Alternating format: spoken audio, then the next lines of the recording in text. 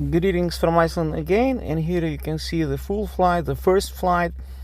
I explored the lava walls and the lava which spilled around Blue Lagoon. You can see it well from the drone because the visibility today was the best, really clear skies, sunshine.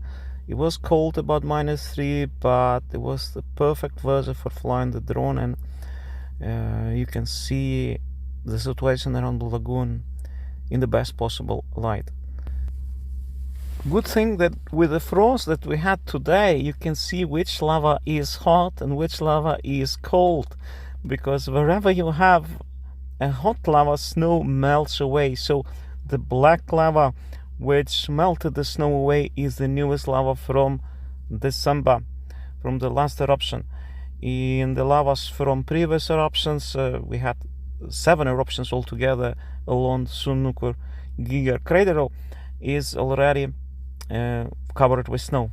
It's not so hot. So the black lava which you see in the background is the hottest one, and it is the newest one from the 3 weeks eruption which started on November 21st and ended 3 weeks later, sometime in December. And now we are expecting one more eruption, as you know, sometime in February, most likely.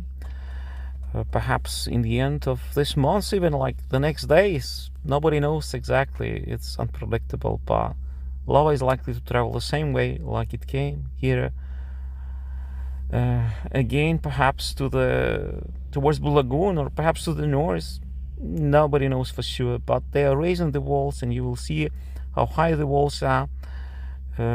It's truly a monument of engineering, the big wall of Iceland, as they have that in China. Now we are having it here in Iceland.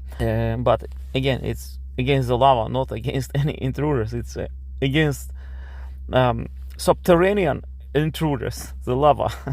Enjoy the footage and be well.